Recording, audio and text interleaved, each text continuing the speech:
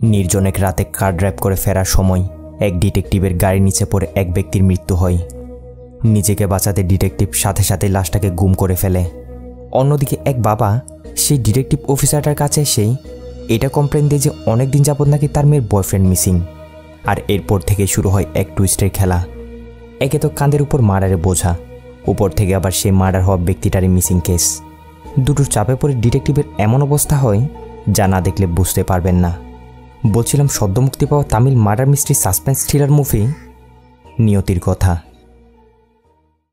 Movie শুরু হয় cyber spy detective agency নামের কোনো একটা ডিটেকটিভ অফিসে।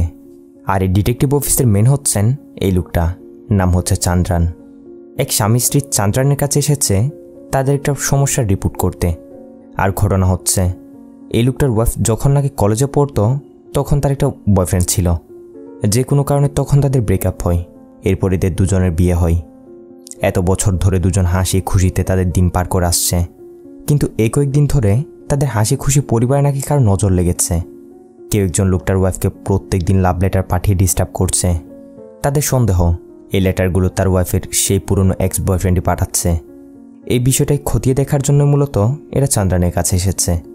ওই একই সময় ডিটেকটিভ অফিসে আমাদের মেন ক্যারেক্টার চিয়ানের সাথে পরিচয় হয়। এই চিয়ানও এই ডিটেকটিভ অফিসের একজন অফিসার, এইখানে কাজ করে। এই মেয়েটা হচ্ছে এখানে রিসিপশনিস্ট, নাম হচ্ছে আনিতা। চিয়ান এসে আনিতার কাছে জিজ্ঞাসা করছে যে চান্দ্রান স্যার কোথায়, কি করছেন।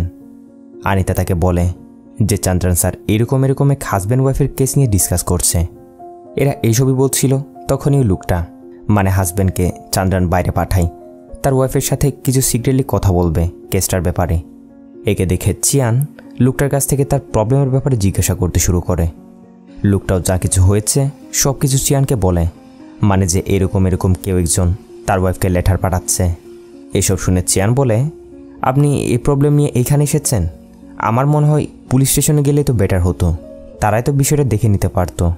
লোকটা বলে, আমি যদি পুলিশ স্টেশন যেতাম তাহলে আমাদের ঘরের এই সমস্যাটা বাইরে চলে আসতো, আমাদের বদনামিও হবে অনেক। এই জন্য বিষয়টা সিক্রেটলি তদন্তের জন্য আমি এইখানে এসেছি। চিয়ান লোকটাকে জিজ্ঞাসা করে, আপনার ওয়াইফের মধ্যে কোন কোনটা আপনার অনেক পছন্দ। লোকটা অনেকক্ষণ ধরে ভাবনা চিন্তা করে তার ওয়াইফের সম্পর্কে কিছু ভালো পয়েন্টস বলতে শুরু করে। এবার চিয়ান আবার জিজ্ঞাসা করে যে আপনার ওয়াইফের কোন জিনিসটা আপনার পছন্দ না। এবার লোকটা কোনো ভাবনা চিন্তা করার ছাড়াই হড়বড়িয়ে এত লম্বা একটা লিস্ট বলতে শুরু করে তার ওয়াইফের খারাপ দিকগুলোর। এইসব শুনে চিয়ান কিছুটা আন্দাজ করতে পারে যে এই লোকটা তার ওয়াইফকে তেমন একটা পছন্দ করে না, সে তার উপর নানা রকমের সন্দেহ করে। যাই হোক, এরপর চান্দ্রান মহিলাটিকে বাইরে পাঠায়, লোকটাকে ভিতরে ডাকে। এবার চিয়ান একই রকম করে মহিলাটিকেও জিজ্ঞাসা করে, আপনার স্বামীর মধ্যে আপনার কোন বিষয়গুলো ভালো লাগে। মহিলা কোনো হিচকিচ করা ছাড়াই তার স্বামীর ব্যাপারে সব কিছু ভালো বলতে শুরু করে, যে তার স্বামী অনেক ভালো, তার অনেক কেয়ারিং করে, এখনও তাদের মধ্যে কোনো রকমের দুই কথা হয়নি। চিয়ান মহিলাটিকে জিজ্ঞাসা করে যে কলেজ লাইফ আপনার বয়ফ্রেন্ডের সাথে আপনার ব্রেকআপ কেন হয়েছিল। মহিলাটিও বলে যে আমাদের পরিবারের লাভ ম্যারেজ পছন্দ ছিল না, আর দুজনের পরিবারের অবস্থাও তেমন একটা ভালো ছিল না। মিউচুয়াল আন্ডারস্ট্যান্ডিংয়ের মধ্য দিয়ে আমাদের ব্রেকআপ হয়ে গেছিল, তেমন কোনো কিছু হয়নি। চিয়ান বলে, আপনার কি মনে হয় এই লেটারগুলো আপনার এক্স বয়ফ্রেন্ডই লিখছে, বাট সে এরকমটা করতে পারে? মহিলা বলে, না স্যার, আমার যতদূর মনে হয় সে এরকমটা জীবনও করবে না। চিয়ান বলে, ও আচ্ছা, তো এই লেটারগুলো কি আপনার বাসায় কেউ কি রেখে যেত, নাকি কেউ এসে সরাসরি আপনাকে দিয়ে যেত? মহিলা বলে, না, আমার স্বামী এগুলো নিয়ে আসতো, তাকে নাকি এগুলো কেউ দিয়ে যেত। আমাকে এসে বলতো যে তোমার এক্স বয়ফ্রেন্ড তোমাকে লাভ লেটার পাঠিয়েছে, এরকম আরও নানা রকমের কথা বলতো। এইসব শুনে চিয়ান বুঝে যায় আসল ঘটনা কি। মহিলাকেও বলে, আর মহিলাও বুঝতে পারে। সাথে সাথে ভিতরে তার স্বামীর কাছে ছুটে যায়। তার স্বামীকে বলে, ছি, তুমি এমন নিচু মন মানসিকতার লোক ছিল আমি কল্পনা করিনি। উপরে আমার সাথে ভালোবাসার নাটক করে ভিতরে আমার উপর সন্দেহ করে তুমি এইসব করে গেছো, তাই তো? তো এখানে আমরা বুঝতে পারি আসলে মহিলাটির স্বামী এই চিঠিগুলো সে নিজে লিখত। শুরু থেকে ওয়াইফের উপর তার সন্দেহ ছিল যে তার ওয়াইফের এখনও তার এক্স বয়ফ্রেন্ডের সাথে চক করাচ্ছে, ওইটা বের করার জন্য সে এইসব করেছে।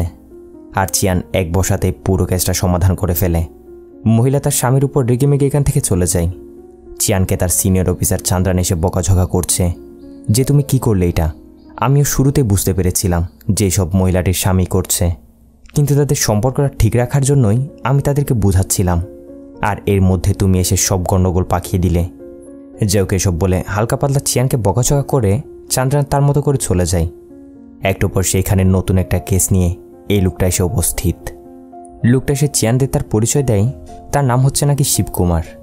তার একটা মেয়ে আছে যার নাম হচ্ছে জয়ন্তী। তার মেয়ে জয়ন্তী মূর্তি নামের একটা লোককে ভালোবাসত।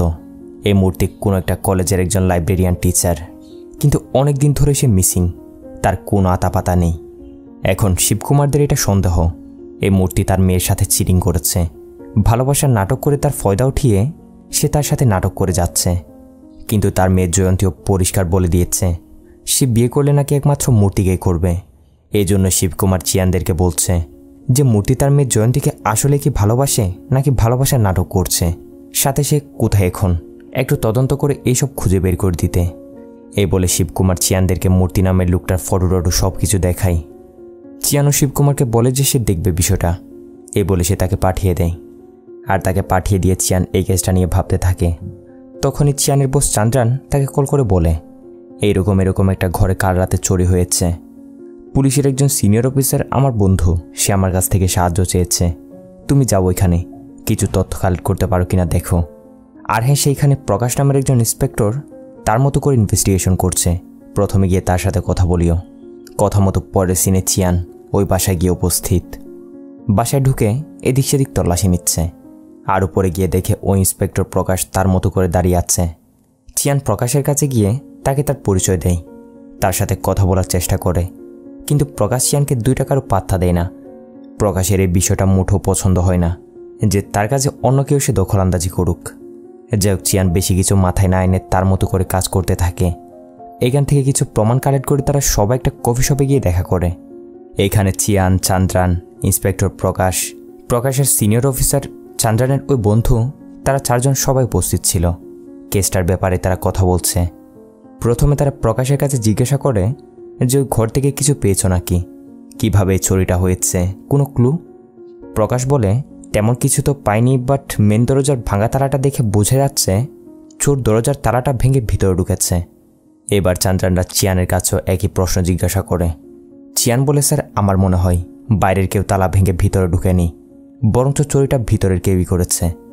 ওই বাসার কিচেন রুমের একটা শেলফ এরকম ভাঙা অবস্থাতে দেখে আমার তখনই সন্দেহ হয়েছে কেউ চাবি দিয়ে তালাটা খুলেই সেটাকে ভিতরে নিয়ে গিয়ে ওই শেলফের উপরে রেখেই সেটা ভেঙেছে। এরপর চুরি শেষে জাস্ট এই ভাঙা তালাটাকে দরজায় নিয়ে গিয়ে লাগিয়ে দিয়েছে, যাতে করে বিষয়টাকে ঘুরিয়ে দেওয়া যায়। আশা করছি ওই বাসার সদস্যদের কাছ থেকে এবং বাসার আশেপাশে লোকজনের কাছ থেকে জিজ্ঞাসাবাদ করলেই সব কিছু বেরিয়ে আসবে। চিয়ানের এরকম দিমাগ দেখে পুলিশেরও সিনিয়র অফিসারটা তো তার উপর ইমপ্রেস, কিন্তু প্রকাশের বিষয়টা তেমন একটা হজম হচ্ছে না। তার কাজের ক্রেডিট অন্য কেউ এসে নিয়ে যাচ্ছে। অফকোর্স জেলাস ফিল তো একটু হবেই। এযোগ এখান থেকে পরের সিনে চিয়ান এবং তার সিনিয়র অফিসার চান্দ্রান সোজা যায় হচ্ছে একটা গাড়ির গ্যারেজে। এইখানে চান্দ্রান তার গাড়িটা ঠিক করতে দিয়েছিল, ওইটা নিতে এসেছে।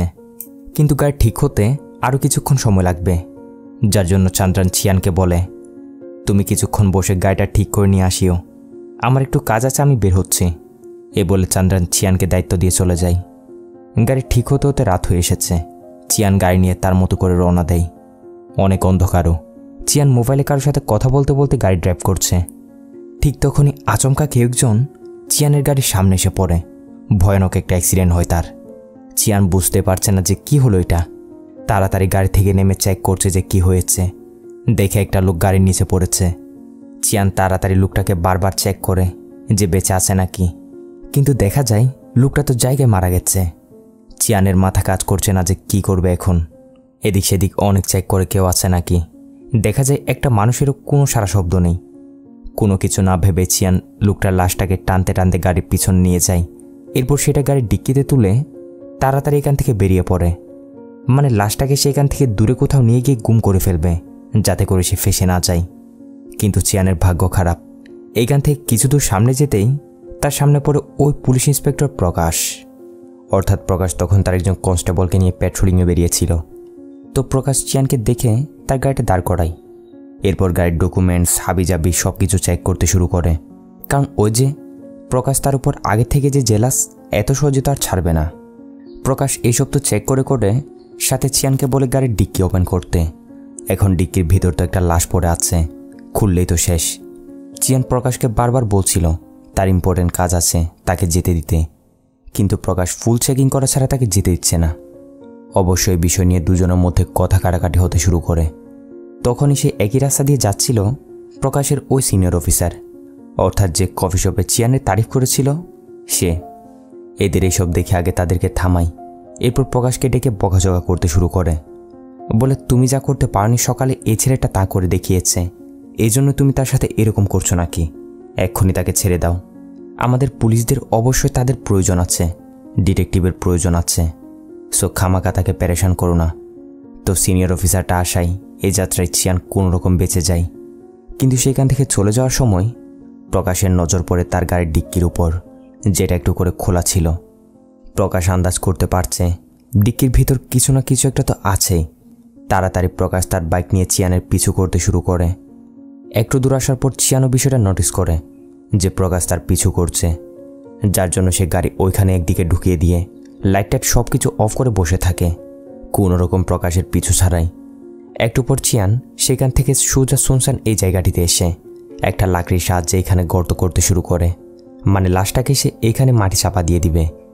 অনেক কষ্ট করে গর্ত করে যখনই সে লাশটাকে মাটি চাপা দিতেই যাবে, তখনই সে এতক্ষণ পর গিয়ে লাশটার চেহারাটা নোটিস করতে পারে, যেটা দেখে সে একদমই চমকে ওঠে, কারণ লাশটা ছিল ওই মূর্তির।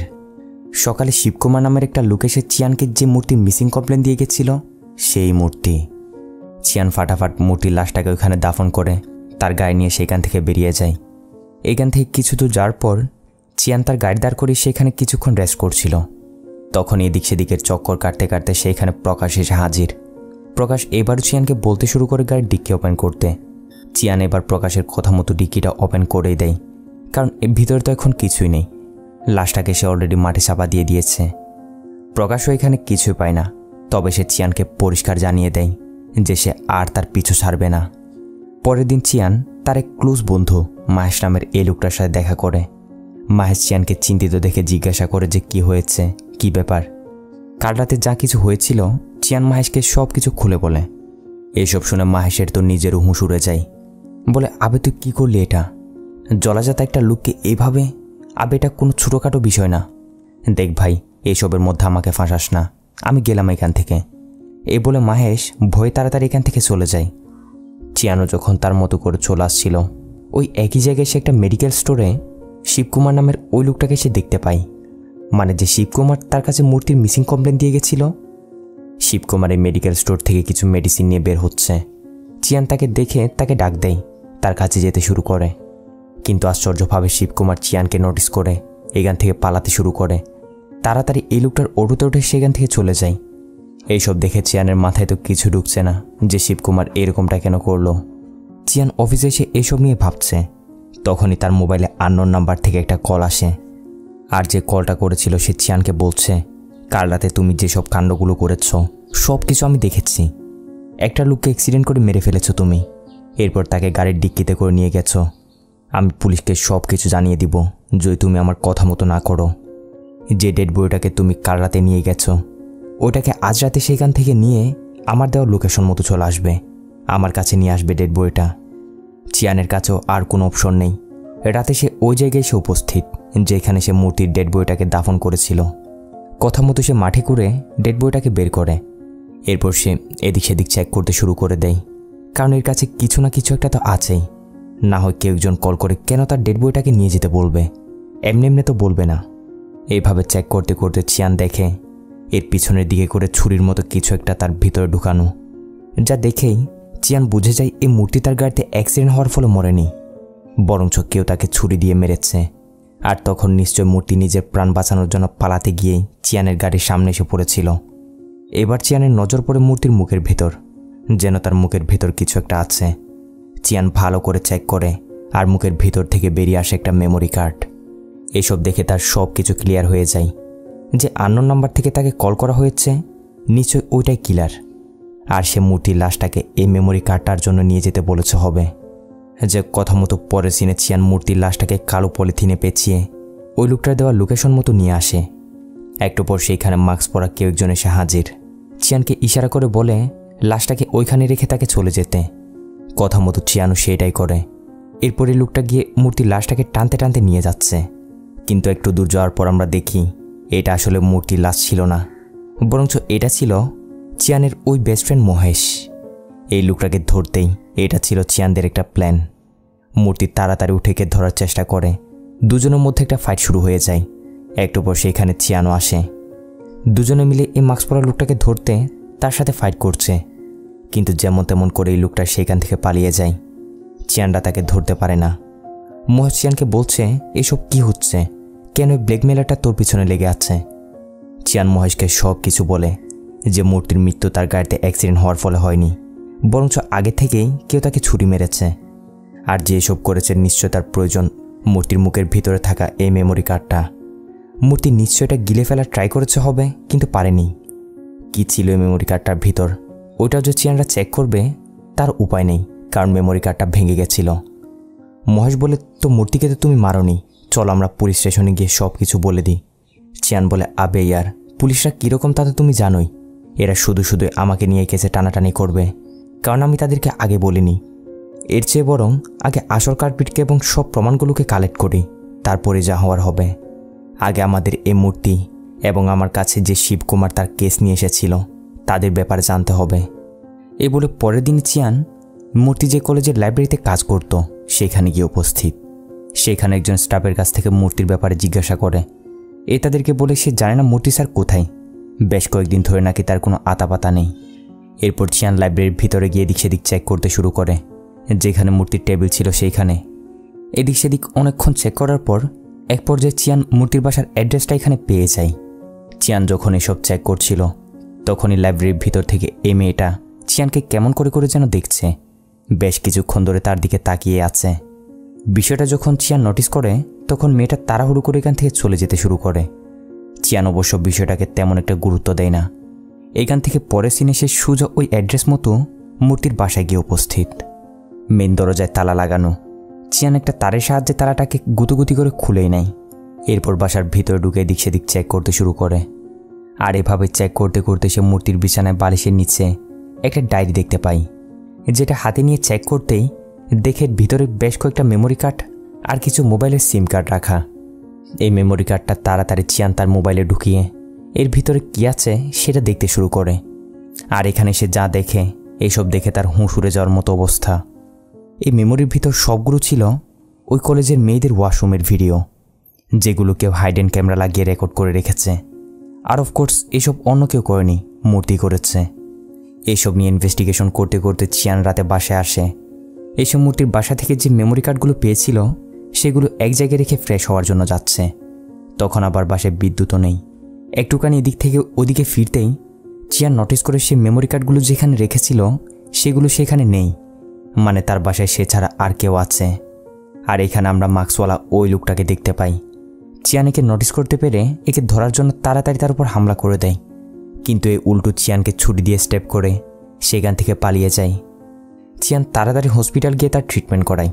পরদিন সকালে খবর পেয়ে তাকে দেখার জন্য তার কুলিক আনিতা হসপিটালে এসে উপস্থিত। এরপর তারা যখন ওষুধ নেওয়ার জন্য মেডিকেল স্টোরে যায় তখন চিয়ান সেখানে নোটিস করে মেডিকেল স্টোর থেকে ওষুধ নিতে হলে তাকে তার অ্যাড্রেস, নাম, ঠিকানা, যাবতীয় ডিটেলস এগুলো দিতে হচ্ছে।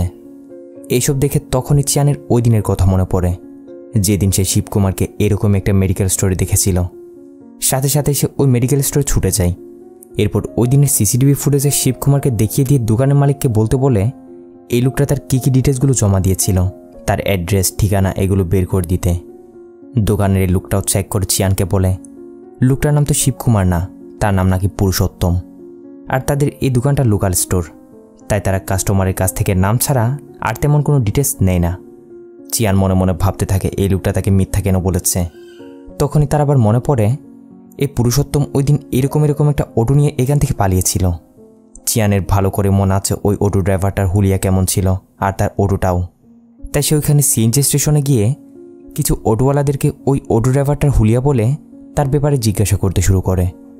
এরাও সাথে সাথে চিনতে পারে ড্রাইভারটা এদের পরিচিত, নাম হচ্ছে নাকি সুব্রামানি। এদের কাছ থেকে সে ড্রাইভার সুব্রামানির নাম্বার নিয়ে চিয়ান তার সাথে যোগাযোগ করে। সুব্রামানিকে জিজ্ঞাসা করে যে ওই দিন সে এরকম লোকটাকে কোথায় ড্রপ করেছিল। সুব্রামানিয় বলে সে এরকম এলাকারই ভাড়া মেরে থাকে। ওই এরিয়াতে সে এই লোকটাকেও ড্রপ করেছিল। এবার চিয়ান ওই এরিয়ায় গিয়ে পুরুষোত্তমের ব্যাপারে খোঁজ লাগায় আর কিছু লোকদের কাছ থেকে জিজ্ঞাসাবাদ করে যেমন তেমন করে সে পুরুষোত্তমের বাসার অ্যাড্রেসটা কালেক্ট করে ফেলে। পরের সিনে সে অ্যাড্রেস মতো গিয়ে হাজির, কিন্তু দেখা যায় বাসার দরজায় তালা ঝোলানো। তখন আবার চিয়ান এটাও নোটিস করে ওই একই এরিয়াতেই ওই পুলিশ অফিসার প্রকাশেরও বাসা। প্রকাশ চিয়ানকে এইখানে দেখলে আবার একটা গণ্ডগোল বাঁধাবে, তাই সে প্রকাশ না দেখে মতো আপাতত এখান থেকে চলে যায়। সিন শিফট হয় রাতে চিয়ান আবার ওই জায়গায় এসে উপস্থিত, মানে পুরুষোত্তমের বাসায়। দরজায় নক করতেই ভিতর থেকে পুরুষোত্তম দরজা খোলে। চিয়ান তাকে ধরে জিজ্ঞাসা করে যে কি হচ্ছে এসব, তুমি আমাকে মিথ্যা কেন বলেছ? তোমার নাম তো শিবকুমার না, তোমার নাম তো পুরুষোত্তম। এসব জিজ্ঞাসা করার সময় চিয়ানের আবার নজর পড়ে পাশে রাখা একজোড়া জুতার উপর। এই জুতাগুলো সে ওই দিন মাস্ক পরা ওই লোকটার পায়েও দেখেছিল।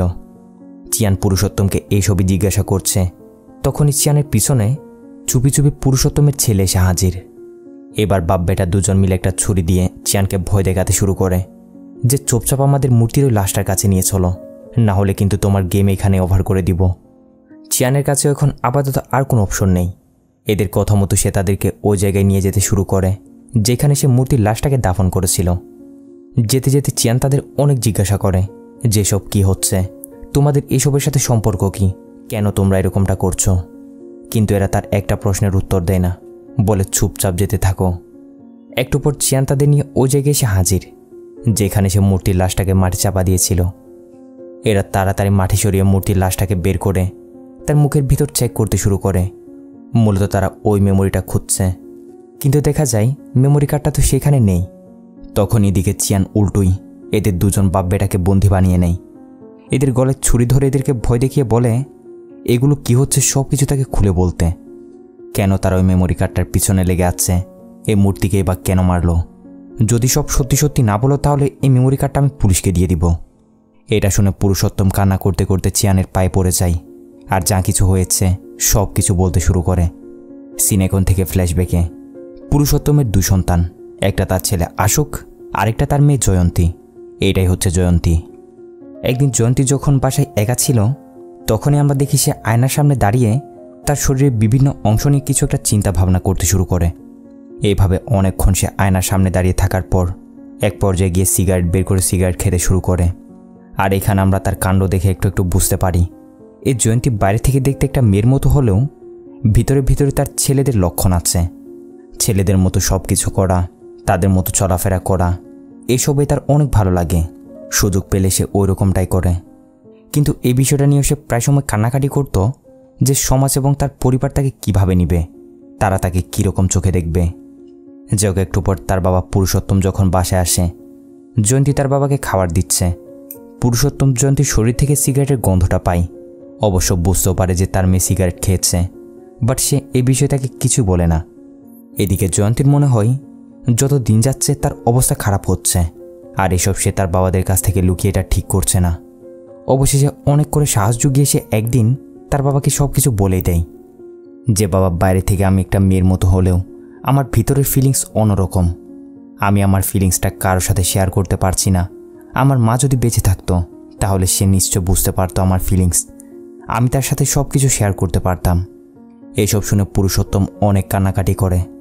জয়ন্তীকে বলে, বেটা আমি তোর মা, আমি তোর বাবা, মা বেঁচে নেই বলে কখনো মন ছোট করবি না। যা, তোর যেরকম ইচ্ছে তুই সেরকমই চলাফেরা করবি, কেউ তোকে বাধা দিবে না। এভাবে পুরুষোত্তম তার মেয়েকে বুকে টেনে নেয়। এরপর সিন শিফট হয় ওই কলেজটাতে যেখানে জয়ন্তীরা পড়ালেখা করে। একটা মেয়ে কলেজের ওয়াশরুমে গিয়ে তার কাপড় চোপড় চেঞ্জ করে ওইখান থেকে চলে যায়। আর তার চলে যাওয়ার পরপরই ওইখানে সাফ সাফাই করে যে এরকম একটা মহিলা গিয়ে ওইখানে লুকিয়ে রাখা একটা মোবাইল বের করে। এরপর এই মহিলাটা মোবাইলটা নিয়ে গিয়ে দেখ হচ্ছে ওই লাইব্রেরিয়ান মূর্তিকে, মানে মূর্তি হচ্ছে এই কলেজেরই লাইব্রেরিয়ান। আমাদের বুঝতে আর দেরি হয় না। মূর্তি এবং এই মহিলাটা মিলে প্রথমে ওয়াশরুমের ভিতরে তারা মোবাইলের ক্যামেরা অন করে সেটা লুকিয়ে রাখবে। এরপর মেয়েরা যখন এখানে এসে তাদের কাপড় চোপড় চেঞ্জ করবে সব কিছু ভিডিও করে তারা তাদের ব্ল্যাকমেল করে তাদের কাছ থেকে টাকা নেয়। এইভাবে একদিন মূর্তি এই মেয়েটার ওয়াশরুমের ভিডিও করে তাকেও ব্ল্যাকমেল করতে শুরু করে।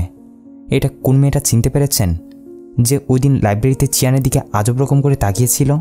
সে, এর নাম হচ্ছে বানি। ভানি মূর্তিকে অনেক রিকোয়েস্ট করে তার ভিডিওটা ডিলিট করে দেওয়ার জন্য, কিন্তু মূর্তি বেটা সহজে তো এটা করবে না। সে ভানিকে নানা রকমের কথা বলে ব্ল্যাকমেল করছে। এক পর্যায়ে তো মূর্তি ধরে ভানির সাথে জোর জবরদস্তি করতে শুরু করলে এই সব কিছু সে দেখে নেয় হচ্ছে জয়ন্তী।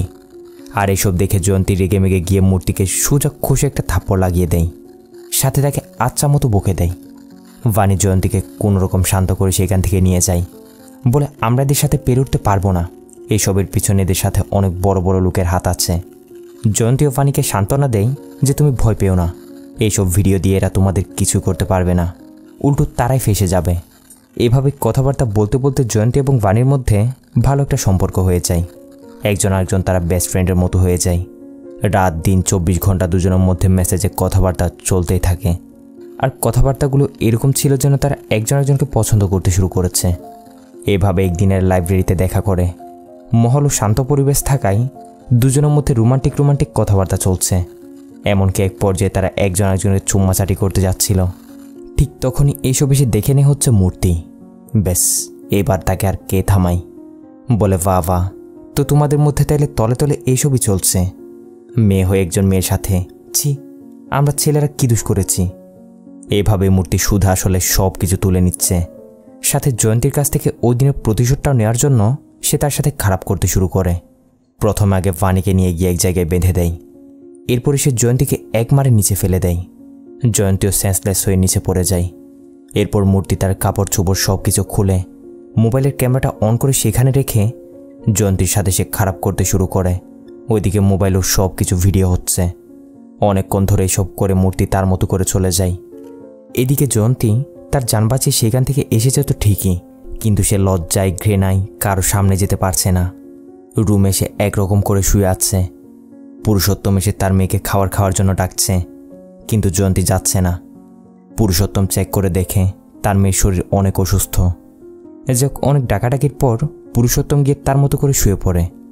এর একটু পরপরই কেউ একজন এসে তাদের বাসার দরজায় নক করছে। পুরুষোত্তম গিয়ে দরজা খুলে, আর এটা অন্য কেউ ছিল না, এটা ছিল জয়ন্তীর ভাই আশোক। আশোক মূলত অন্য শহরে হোস্টেলে থেকে লেখাপড়া করছিল। এত রাতে আশোককে এইখানে দেখে পুরুষোত্তম জিজ্ঞাসা করে যে কি হয়েছে, এই সময় তুই এখানে, আর তোকে তো চিন্তিত দেখাচ্ছে কেন। আশোক কিছু বলছে না, শুধু তার মোবাইলটা বের করে তার বাবাকে একটা ভিডিও দেখায়। যে ভিডিওটা ছিল জয়ন্তীর ওই ভিডিওটাই। মূর্তি তার সাথে খারাপ করে যে ভিডিওটা করেছে, মূর্তি তার নিজের চেহারাটা ব্লার করে ভিডিওটা ইন্টারনেটে ছেড়ে দিয়েছে। আর ভিডিওটা রাতারাতি আশোক অবধি এসে পৌঁছেছে। এর জন্য মূলত সে বাসায় ছুটে এসেছে তার বোনকে দেখতে। কিন্তু যতক্ষণে তারা জয়ন্তীর কাছ থেকে সব জিজ্ঞাসা করতে যাবেই ততক্ষণে অনেক দেরি হয়ে গেছিল। জয়ন্তী ভিতর থেকে দরজা লক করে গলায় দড়ি দিয়ে নিজেকে নিজে শেষ করে দিয়েছে। আশোকরা দরজা ভেঙে ভিতরে তো যায়, বাট জয়ন্তীকে আর বাঁচাতে পারে না। জয়ন্তীর জন্য তারা অনেক কান্না করে। জয়ন্তীকে তারা অনেক আদর যত্নে বড় করেছে। আর এসব হয়ে যাওয়ার কিছুদিন পরপরই ভানি নামের ওই মেয়েটি এসে পুরুষোত্তমদের সব কিছু বলে দেয় যে জয়ন্তীর সাথে এরকমটা কে করেছে। আর এসব শুনে তারা মূর্তির কাছ থেকে প্রতিশোধ নেওয়ার সিদ্ধান্ত নেয়। যে কোনো প্রকারে হোক তারা তাকে ছাড়বে না। ওইদিকে মূর্তি ততক্ষণ এখান থেকে পালিয়েছে, কোথায় যে গা ডাকা দিয়ে দিয়েছে কেউই জানে না। আশোকরা মূর্তিকে এদিক সেদিক অনেক খোঁজাখুঁজি করে, কিন্তু কোথাও পায় না। এখন মূর্তিকে বাইরে নিয়ে আসতে আশোক জবরদস্ত একটা প্ল্যান বানায়। মূর্তির যতগুলো ফ্রেন্ড সার্কেল ছিল তাদের সবার সাথে যোগাযোগ করে মূর্তির অবধি এই খবরটা পৌঁছে দিতে বলে যে মূর্তি যদি ওই ভিডিওটা সহ মেমোরি কার্ডটা তাকে দিয়ে দেয় তাহলে সে মূর্তিকে অনেকগুলো টাকা দিবে। এখন মূর্তিও টাকার লোভে পড়ে আশোকের ডাকে সাড়া দেয়। তার কথা মতো এক জায়গায় এসে তার সাথে দেখা করে। আশোক মূর্তিকে ভিডিওটা সহ মেমোরি কার্ডটা দিতে বলে, কিন্তু মূর্তি বলে আগে টাকা দাও তারপরে মেমোরি কার্ড। এর মাঝে আশোক মূর্তিকে মারধর করে তার কাছ থেকে মেমোরি কার্ডটা নেওয়ার চেষ্টা করে। দুজনের মধ্যে জবরদস্ত একটা ফাইট শুরু হয়ে যায়। আর ফাইটের মাঝে মূর্তি কী করে মেমোরি কার্ডটা তার মুখের ভিতর নিয়ে নেয় যাতে করে আশোক নিতে না পারে। কিন্তু আশোক ততক্ষণে ছুরি বের করে মূর্তিকে ঢুকিয়ে দিয়েছে। মূর্তি কোনোরকম আশোকের হাত থেকে বেঁচে পালানোর চেষ্টা তো করে, বাট রাস্তায় উঠতেই একটা গাড়ি এসে তাকে উড়িয়ে দেয়। যে গাড়িটা ছিল চিয়ানেরই। আশোক সব কিছু লুকিয়ে লুকিয়ে দেখছে। চিয়ান তো মূর্তির লাশটাকে নিয়ে চলে যায়। আশোক তার জানতো না যে চিয়ান মূর্তির লাশটাকে কোথায় নিয়ে গেছে। এই জন্য মূলত সে তাকে ব্ল্যাকমেল করে যাতে করে মূর্তির লাশটা তারা পায় এবং ওই মেমোরি কার্ডটা নিতে পারে। এখন আরও একটা বিষয়, এসবের আগে পুরুষোত্তম চিয়ানের কাছে গিয়ে কেন মূর্তির মিসিং কমপ্লেন লিখিয়েছিল। মূলত এটা করার কারণ ছিল মূর্তিতে তখন গা টাকা দিয়ে লুকিয়ে গেছে। তো পুরুষোত্তমরা যে কোনো প্রকারেই মূর্তি কোথায় লুকিয়ে আছে সেটা বের করার জন্যই চিয়ানের কাছে তার মিসিং কমপ্লেন দিয়েছে, যাতে করে চিয়ান তাকে খুঁজে বের করলে এরা গিয়ে তাকে মেরে দিতে পারে। সিন প্রেজেন্টে পুরুষোত্তম চিয়ানকে বলছে, এই মূর্তির মতো পশুকে মেরে আমার ছেলে ভালোই করেছে, না জানি মূর্তির জন্য আরও কত শত শত মেয়ের জীবন নষ্ট হতো। তোমার সাথে যা করেছি তার জন্য ক্ষমা চাচ্ছি। আমরা নিজেরা পুলিশদের কাছে গিয়ে সারেন্ডার হয়ে যাব। প্লিজ তুমি মেমোরি কার্ডটা নষ্ট করে দাও। এই মেমোরি কার্ডটার ভিতর আমার মেয়ের মতো আরও হাজার হাজার মেয়ের ইজ্জত লুকিয়ে আছে। চিয়ান বলে, এখন পুলিশদের কাছে গিয়ে সারেন্ডার করার কোনো দরকার নেই। আমার মনে হয় মূর্তির মতো এরকম একজন লোক মরেছে, ঠিকই হয়েছে। যদি তোমরা পুলিশ স্টেশন গিয়ে সারেন্ডার করো তাহলে তোমাদের লাইফ তো শেষ হবেই, আমার কেরিয়ারও শেষ হয়ে যাবে। সো এইটাই ভালো হয়, মূর্তির এই মৃত্যুর রাস্তা আমাদের তিনজনের মধ্যেই থাকুক। আমরা তার লাশটাকে এখান থেকে এমনভাবে সরিয়ে ফেলবো যাতে কারো চোখে না পড়ে। বাকি রইল মেমোরি কার্ডটা, এটা তো অনেক আগে নষ্ট হয়ে গেছে, এটা নিয়ে টেনশন করার কোনো দরকার নেই। তো চিয়ানরা এসব নিয়ে কথাবার্তা বলছিল, তখনই আমরা দেখি সেখানে অলরেডি এতক্ষণ ওই পুলিশ ইন্সপেক্টর প্রকাশ এদের সব কথাবার্তাগুলো শুনে নিয়েছে, এমনকি সে সব কিছু মোবাইলেও রেকর্ড করে নিয়েছে। চিয়ানদের বলে, বেটা তাহলে তলে তলে এইসবই চলছে, এখন আর কে বাঁচাবে তোদের? চিয়ানরা প্রকাশের কাছ থেকে মোবাইলটা নেওয়ার অনেক চেষ্টা করে, কিন্তু পারে না। প্রকাশ যে কোনো রকম করেই এখান থেকে পালাতে শুরু করে দেয়। প্রকাশ তার বাইক নিয়ে চলে যায়। চিয়ান তো আশায় ছেড়ে দিয়েছে, এবার তারা ধরা পড়ে যাবে। ঠিক তখনই দূর থেকে একটা অ্যাক্সিডেন্টের আওয়াজ আসে। চিয়ান তাড়াতাড়ি দৌড়ে গিয়ে দেখে অ্যাক্সিডেন্টটা হয়েছে প্রকাশেরই, একটা গাড়ি এসে তাকে উড়িয়ে দিয়েছে। গাড়ি থেকে লোকটা নেমে তাড়াতাড়ি কেউ না দেখে মতো প্রকাশের লাশটাকে গাড়ির পিছনে ডিক্কিতে নেই। এরপর এখান থেকে চলে যেতে শুরু করে। এদিকে প্রকাশের মোবাইল টোবাইল সব কিছু ওইখানে পড়ে আছে। আর এদের চলে যাওয়ার পর চিয়ান গিয়ে আগে তাড়াতাড়ি প্রকাশের মোবাইলটা নিয়ে তাদের ভিডিওগুলো ডিলিট করে। এরপরে সে স্বস্তির নিঃশ্বাস ফেলে। অন্যদিকে আমরা ওই গাড়িটাকে দেখি, একটু পর ডিক্কির ভিতর থেকে প্রকাশের আওয়াজ আসছে, মানে প্রকাশ মরেনি। গাড়ির লোকটা তাড়াতাড়ি গাড়ি থামিয়ে তাকে বের করে। প্রকাশ তো লোকটাকে বকাঝকা করছে, তার জন্যই এ চিয়ানদের ধরতে পারেনি। সব কিছু জানার পরও এখন তো তার হাতে আর কোনো প্রমাণ নেই, কারণ ওদিকে চিয়ান ভিডিওগুলো ডিলিট করে দিয়েছে।